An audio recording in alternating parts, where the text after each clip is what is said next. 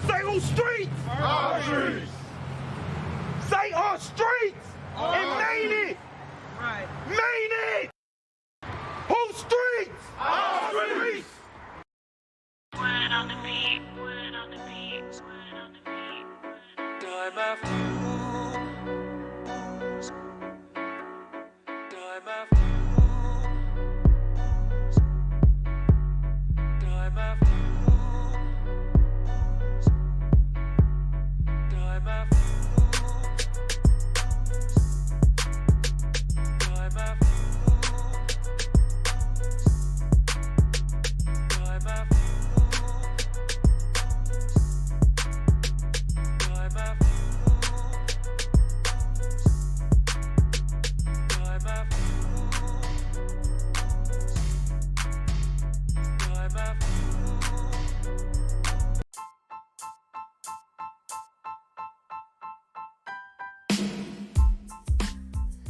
Man, in this episode, man, we're going to be talking about the East Side legend, man. Icewear Vezzo, man, straight out of Detroit.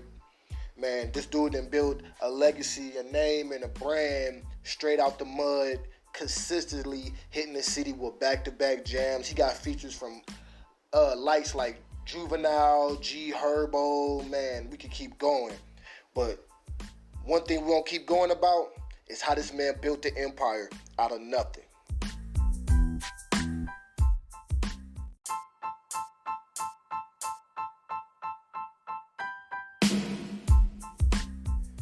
Now, growing up on the east side of Detroit, man, and actually not too far away from Vezzo Hood, well, our hood's kind of intertangled with each other. I'm from 6 Mile, but 6 Mile and Hayes over there by Gratiot. My grandma stayed on Gratiot and Wilford. Went to Osborne, he went to Osborne, so a couple of my homies, they ran with him and all that type of stuff. But long story short, we ain't gonna go into all that. We gonna go into how he built the legacy and how he became a voice of Detroit. And how you put that leg work in, man. The shit was not easy, man. Just watching him start out, man. Back when he had the little bitty dreads, man. He was always shooting his videos over by Grash or over at the gas station or over at the Coney. So you was able to see the authenticity inside of his music that he was rapping, but also cause like you see him in the hood, like for real, like so. That right there was helping him build his credibility, but he stayed consistent. And another thing he did was he built a team around him. Now, during this time, like when he was first popping out, man, like Doughboy Cash Out, a rap group from the west side of Detroit, they was getting a lot of, a lot of fame, a lot of name, just due to, like, they had a song that went viral, I Dog Hoes. And then Jeezy came to the city to sign them and basically put them on, and they start getting, national recognition. But throughout this whole time, Icewear Vezzo, Team Eastside, Peasy, all them dudes was bubbling. But the Eastside was more gutter, and the Eastside had less of a foundation when it came to music. So that's why, long story short, that's why I really want to make this podcast known, because he helped build and bring back that empowerment to the voices on the east side of Detroit, And, granted, he had a few run-ins with Doughboy Cash Out. We ain't going to really shed too much light on that, because we ain't trying to shed too much light on negativity. We want to talk about the positive aspects of, everything that was going on. But during this time, though, but just in the midst of all that, people see that, he was serious. And, in the city of Detroit, man, you can't just rap that shit. You got to live that shit. So when people see him, making these moves and see him around the city and they see him coming up, you can relate that to the music that he was putting out. And one thing about him, and just one thing for certain, he always stayed loyal to where he was from, And as far as when I see him, just see him on social media and he's doing his music videos, even when he out of state, he's always putting on for the city of Detroit. Now, he had a few run-in with the law, which he had to sit down a little bit for. But then right after he sat down, he hit the gate. Once he got out, he hit the ground running. Signing with Motown, releasing his own sneaker that was sold out. Doing back-to-back collabs with, big name artists. Like one of his big songs that he just had that just came out with Vezzo. I said with Vezzo, but with G Herbo, you know, and also doing collaborations with Big Sean, which was real big for the city. As y'all know, Big Sean is a global icon. But just having that pull and that networking system to be able to, you know, do a collab track with Big Sean was also real big. But going back into his movement and what he built, just basically going back into once he was released, man, like, you don't never know like how artist's mindset it be because you know, on the outside looking in, you don't necessarily know what they was really going through. You feel me? Like, shoot, was he gonna come back home? Was he gonna be fucked up? Like, was he gonna come back home, you know, institutionalized or some dumb shit? Or was he just gonna come back home and like, man, I gotta finish what I started. And what I mean what I started was, because I just remember being in the city, the dude was doing commercials. Like literally doing jingle commercials for businesses around the city. So you wasn't just hearing his rap music, you was hearing him rapping about different businesses and, you know, just doing different advertisements. And that's what I mean, like as far as the business and what he meant to Detroit, because he had a different outlook on things. He basically created a brand, but created a sound and created a voice. Now, you know, ends, which means eating in the streets, we all about being the voice of the culture.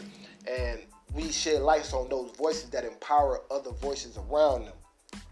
So in the midst of me seeing Vezzo do this even opened up my eyes to things. I start thinking like, damn, I never seen a Detroit artist like really like you know, like you hear like the little rap, little jingles, little commercials that come on the radios and all that type of stuff. But this is coming from an artist that really came from the mud, that really came from the hood, that's really from 6 Mile. You know, you feel me? Like, and he's basically he's being a businessman. You feel me?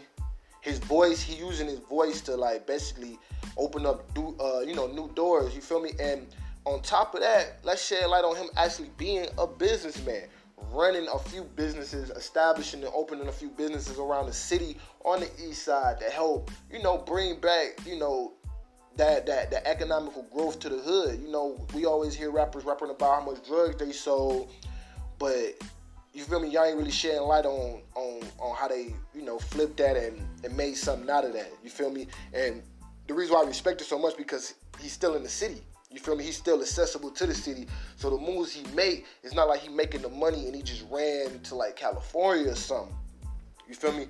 Like he made his money and he was still in the city and he was still investing the money into those around him. Now, and part of investing that money into those around him, he was able to build a record label. Now, when you think about these type of things, like most dudes, once they get signed, man, you got to get the record label to clear this, they got to clear that, they choosing who you get to feature with and all this type of stuff. Dudes stay solid, like as you see, like championships, man, the championships, that's my shit. I ain't gonna lie, championships is my shit. We'll do a music review on that song, you know, coming up soon. But championships that he had with Babyface Ray, who's also, you know, he also is a well-known Detroit music artist. But it's just that talent pool that he always been collabing with East Side artists. But on top of collabing with East Side artists, him being a bigger name, he helped to shed the light to the other artists and help put them on money plays. Coming from a city like Detroit, where it's like every man for theyself, man, is either get eight. Somebody that's in position and that's helping putting other people in position to where they could put other people in position is grand. And that's how you really build a solid team, a solid camp.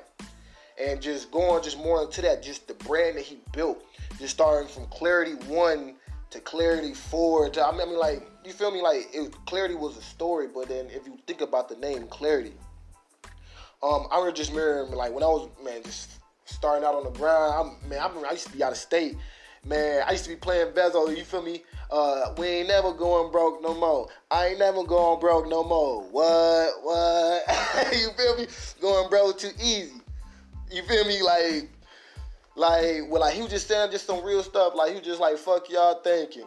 Like, I'ma wait my whole life just waiting on a nigga to feed me. Bitch, I feed me. Green guys. Bitch, my team eat. The landlord. Bitch, I'm Team East. You feel me? So Like that's what I was saying. Like in the lyrics that he was saying, then you see what he's doing. The moves that he was making made me being, you know, a fellow East Sider from the from 6 Mile, from the East Side. You feel me? And just growing up around them parts, like hell yeah, like you feel me? I'm seeing somebody that's making it. You feel me? And he really making it out the mud. You feel me? And his story is like one of them grand stories. And if you're not really too big on hood flicks in Detroit, he also was featured in, you know, a few Detroit hood flicks, which is known around the country. Like, we gonna say that for another podcast episode too. But as far as, you know, like 211, with him and Murder Payne, he had a little cameo when he came in as the cousin, as the brother of one of the actors, you know, baby moms. And, you know, he just got out of jail. They hungry, looking for a lick. You know, he just had like a little cameo. I'm just showing, you know, like just within the city though. Like, you know, this wasn't on no box office, but you can go download it or watch it on YouTube and stuff like that. And what I mean by download it, because, you know, you can pay for it. You know, go pay for it, man. Put some money in the man's pockets. But long story short, like, yeah, like he was doing stuff like that, like in the city. You feel me? Like, we talking about making movies, owning businesses, doing commercials, making music, building clothing brands, being an ambassador of the city, and basically just being a voice for those on the East Side that came up how he came. You feel me? That walked them streets that he walked. You feel me? Like, shit, I was always over there on Gratiot and Wilford, you know, because that's where my grandma stayed at, and then I stayed on Young and Hayes. You know, just going from Columbus to Osborne, you feel me? Them is like, you know, two different hoods, but at the same time, you know, we touched on that in the old episode when we was talking about, you know, just my experiences with playing for the Osborne Knights. But it's just that, you know, you walking through those different hoods, you meet so many different people and all that type of stuff, man, and it's like, for him to be able to, you know, bring everybody together. I ain't gonna say it was just him, you know, because it was other pieces in play, but him to be that voice, be that leader, and be that face. You feel me? To be that face of the movement and really be consistent and keep going with it.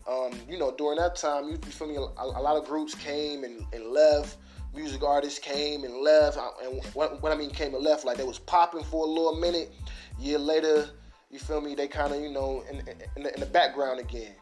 He stayed consistent. He was putting in that hard work even after being locked up. You know, he came back out, hit the ground running, and just really just finished to solidify his name in the city and just solidifying his brand and just who he is. So then that's why in this episode, man, we want to shed light and we just want to really check in with y'all to see, do y'all know who Vezzo is, Icewear Vezzo, and is y'all familiar with the music and the movement that he's building in the city of Detroit? I want y'all to comment, you know, like, subscribe, leave us a voice message. We want to hear from y'all, man. For real, we want to hear from y'all. And yeah, man, and let's just keep this conversation going, man. It's another few artists that we're gonna be mentioning too, who also been, you feel me, carrying the torch for the city. You feel me? Who's been doing their thing. But this episode, man, was about Icewear Vezzo, man. Shout out to the Team East Side, man. Shout out to the East Side of Detroit, man. Shout out to 6 Mile, man. Shout out to everybody in the city, man, that's trying to make a way out and trying to use their voice, you feel me, to empower and enlighten, you feel me, their story and what's going on in their life. You feel me? This your boy Bazz. Y'all tune in to Ends Podcast. You already know what I'm about to say. We out. Tune in, subscribe, my baby.